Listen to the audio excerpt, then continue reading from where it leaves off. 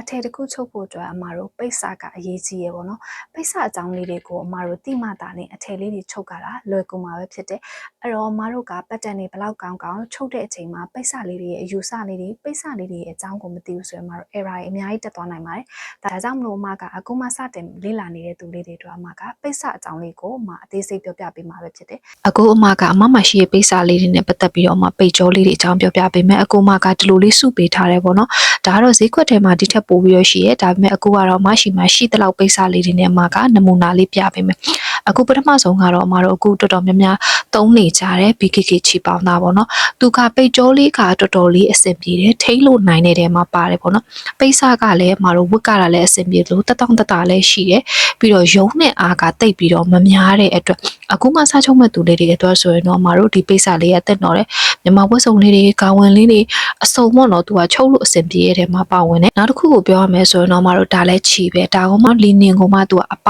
ပေါ့နော်သူကလည်းအဲ့လိုပဲအမတို့ရုံးနဲ့အသားထဲမှာတော့မပါဘူးချီကြောလဲလှတယ်ချီအသားကလည်းအမတို့လက်နိုင်တဲ့အတွက်ဒီစစချင်းချုပ်တဲ့သူလေးတွေအတွက်ဆိုအဆင်ပြေတဲ့ဂါဝင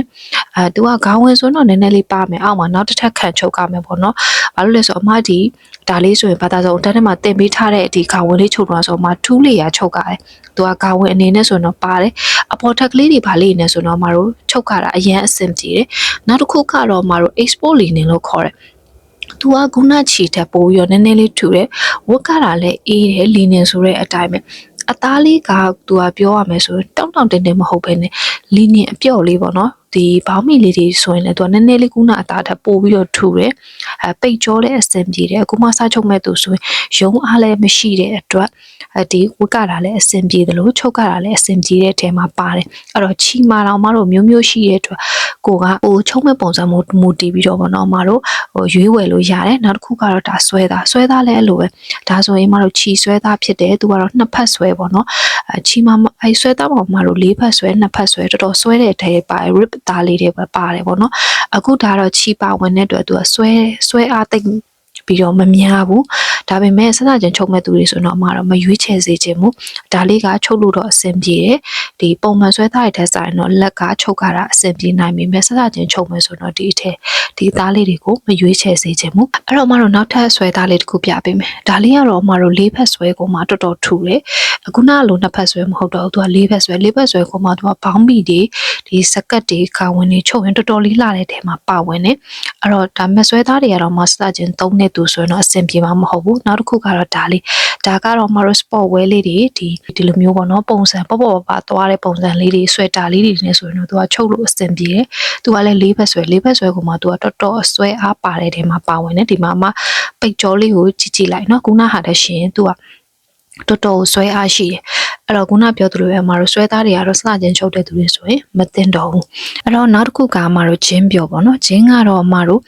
ဒီမှာဆွဲသားလေးအနည်းငယ်ပဲပါတယ်ဒါပေမဲ့စချင်းချုပ်မဲ့သူတွေဆိုရင်ဒါလေးကရုံအားသိမ့်မရှိတဲ့အတွက်စပြီးတော့လေချုပ်လို့ရသူကတော့ဘောင်းမီကြီးခါဝင်နေဂျက်ကက်တွေဒါမျိုးလေးတွေသွားလို့ရတယ်ဂျင်းအပြော့ကိုမှလက်နိုင်တဲ့ပိတ်စားထဲမှာသူကပါတယ်ဂျင်းကိုမှအထူလည်းရှိရပေါ့နော်ဒါလေးကတော့ဂျင်းပြော့အခုနောက်တစ်ခုကတော့ကော်ဂျူလိုင်းကဒါလေးကအထူမရှိမှအပြော့လေးကဒီ sample ပုံစံလေးမရှိတော့လို့ပေါ့နော်အထူလေးကလည်းလိုပဲဂျက်ကက်လေးတွေဘောင်းမီလေးတွေချုပ်လို့ရတယ်ဒါပေမဲ့မကတော့လေဘောင်းမီတွေကိုစတိုင်ပန်ပုံစံမျိုးဆိုတော့မတိတ်မကြိုက်ဘူးဂျင်းပုံစံလေးတွေဆိုရင်တော့သူကအဆင်ပြေစတိုင်ပန်တွေကကြောက်ပြော့မှ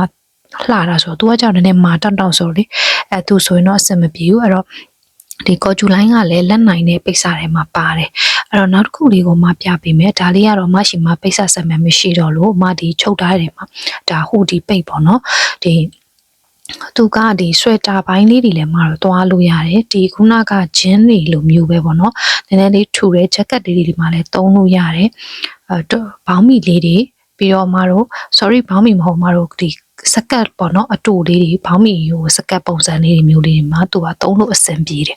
နောက်တစ်ခုကတော့မတို့ ready made ဒီကုတ်တွေချုပ်တဲ့ဟာနာကိုတို့ဒီလိုမျိုးအသားပေါ့နော်သူကတော့ထူအီလေးသူ့ကိုတော့မတို့စားချုပ်တဲ့သူတွေဆိုရင်တော့လက်နိုင်မှာမဟုတ်ဘူးသူကပိတ်ကြောမှာကထူတယ်အီတယ်ရုံးနဲ့အသားထဲမှာပါတယ်ဟိုပြုတ်အီပုံစံဖြစ်တဲ့အတွက်လက်ကိုအရန်ထိန်းရတယ်ပေါ့နော်ဒါကြောင့်မလို့မတို့စားချုပ်တဲ့သူတွေဆိုရင်တော့ဒီလိုမျိုးပုံစံလေးတွေကိုဒီလိုမျိုးပိတ်စလေးတွေကိုမသုံးစေချင်ဘူးတော်တော်လေးထူတယ်အီတယ်ပိတ်အနံနိုင်ထိုးပြီးတော့ချုပ်မယ်ဆိုရင်တော့မတို့ချုပ်လို့ရတယ်ပေါ့နော် အဲ့တော့ဒါကတော့ coat တွေ style band တွေဒီလိုမျိုး blouse တွေပုံစံမျိုးပေါ့နော်ဒီ ready made ပုံစံလေးတွေမှာတော့သုံးလို့ရဒါကတော့ ready made အသားပေါ့နော်ပျော့ပျော့အေးအေးလေးပဲဒီအပားသားလိုမျိုးပေါ့နော်သူကလည်းအီတယ်ပျော့တယ်ဒါပေမဲ့ဝတ်လိုက်ရင်တော့သူကအေးလေးဖြစ်တယ်ချီလိုတော့လည်းတောင်းတောင်းကြီးလည်းမဟုတ်ပြန်ဘူးဒီ ready made ဆိုတော့ပျော့ပျော့လေးတွေပေါ့နော်ဒါပေမဲ့စားချုပ်တဲ့သူတွေဆိုတော့ဒီလိုမျိုးပျော့ပျော့အေးအေးသားလေးတွေကိုမသုံးနဲ့ဒါလေးတွေကအမတို့ရုံအားမရှိဘူးဒါပေမဲ့သူကပျော့ပြီးအေးတဲ့အတွက်လက်တော်တော်နိုင်မှသာအဆင်ပြေမယ်ပုံထွက်လေးတွေလှဖို့အတွက်ဆိုရင်တော်တော်လေးလက်ကိုထိရမယ်ထဲမှာပါတယ်ပေါ့နော်အဲ့တော့ဒါကတော့ ready made သားလို့ပဲခေါ်ကြတယ်ပေါ့နော်အဲ့တော့မတို့နောက်တစ်ခုလေးဆက်သွားမယ်အဲ့တော့နောက်တစ်ခုကိုမှကဒီမှာဒီပိုးပေါ့နော်ဒီပိုးမှာမတို့က Valentino ပိုးတွေနှင်းပိုးတွေဒါလေးကတော့နှင်းပိုးပေါ့နော်ပြီးတော့မဟေတီပိုးတွေဒါမျိုးလေးတွေရှိပိုးတွေကတော့မတို့မြန်မာဝတ်စုံလေးတွေဒီ share အင်ဂျီလေးတွေ blouse လေးတွေသုံးကြတယ်ဒါလေးကတော့ပိုးပျော့ပေါ့နော်ပိုးမှာမတို့ပိုးပျော့လေးတွေဒီလိုမျိုးအမျိုးမျိုးတော့ရှိကြတယ်ကိုသုံးမဲ့ပုံမှုတည်ပြီးတော့မတို့က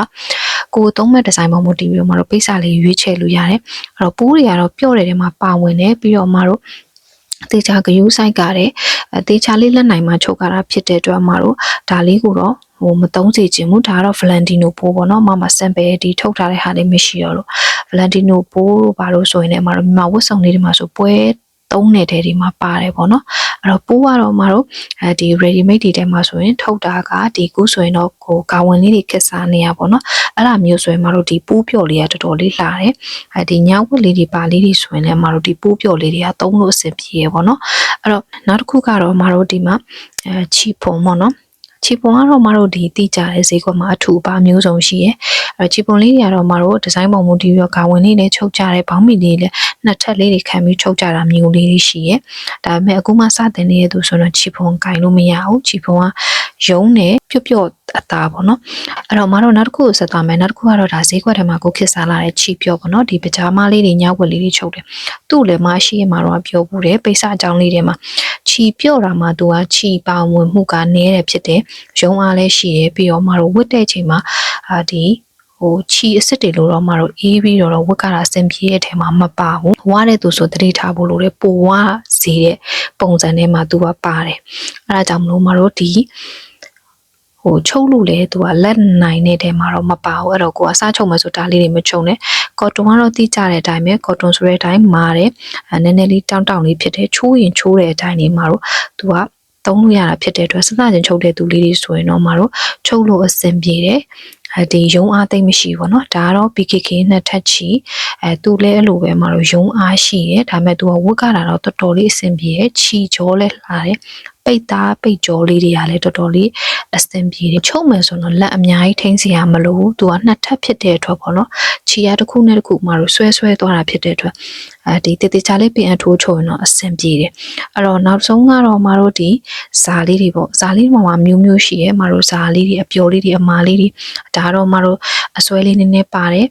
ဒီကျိုးစာလေးတွေပေါ့နော်ဒါတော့မှပိတ်ကြောလေးတွေသိရအောင်ဒါတော့စတင်ချုပ်တဲ့သူတွေကတော့မတို့ဇာလေးတွေကတော့ကင်နာရှားပါတယ်အဲ့တော့ဒီကတော့မတို့ပိတ်ကလေးတွေရဲ့သဘောတရားလေးသိရအောင်မှပြပေးရဒါတော့နှစ်သမီးစာတို့ဒီစာအပါလေးတွေပေါ့နော်အဲ့တော့သူ့မှာတော့ပိတ်ကြောလေးတွေကမတို့ဒီအရန်ဆွဲရလေးရှိရင်တိတ်ပြီးတော့မဆွဲတာလေးလည်းရှိရပေါ့နော်ဒါကိုချုပ်မဲ့ပုံစံမျိုးတည်ပြီးတော့မတို့သုံးပါအဲ့တော့ဒါဆိုရင်မတို့ပိတ်စလေးတွေရဲ့အကြောင်းလေးတွေကိုဒီထဲမှာတော်တော်များများလေးမတို့စုံသွားမယ်လို့ထင်တယ်အဲ့တော့ပိတ်စလေးတွေရဲ့သဘောတရားလေးတွေလည်းနားလည်ပြီးတော့ကိုချုပ်မဲ့ဒီဇိုင်းပုံမျိုးတည်ပြီးတော့မတို့ဘဟုတုတအနေနဲ့မတို့ဒီပိတ်စလေးတွေကိုရွေးချယ်လို့လွယ်မယ်လို့ထင်တယ်အဲ့တော့ပိတ်စလေးတွေအကြောင်းကိုဒီဗီဒီယိုမှာတော်တော်လေးသဘောပေါက်ပြီးတော်တော်လေးသိသွားမယ်လို့ထင်တယ်ဈေးကွက်ထဲမှာလည်းဒီထက်ပိုတဲ့ပိတ်စတွေအများကြီးရှိသေးတယ်အဲ့တော့အမဒီဗီဒီယိုလေးကအဆင်ပြေမယ်လို့ထင်ပါတယ်နောက်ထပ် sharing ဗီဒီယိုလေးတွေမှာထပ်ဆောင်ပါမယ်အခုလိုမျိုးဘဟုတုတရတဲ့ဗီဒီယိုလေးတွေကိုအမကအပတ်တိုင်းသက်ဆက်ပေးမှာမို့အမရဲ့ page လေးကို like and follow လေးလုပ်ထားဖို့မမေ့ပါနဲ့နော်နောက်ဗီဒီယိုလေးတွေမှာထပ်ဆောင်ပါမယ်ရှင်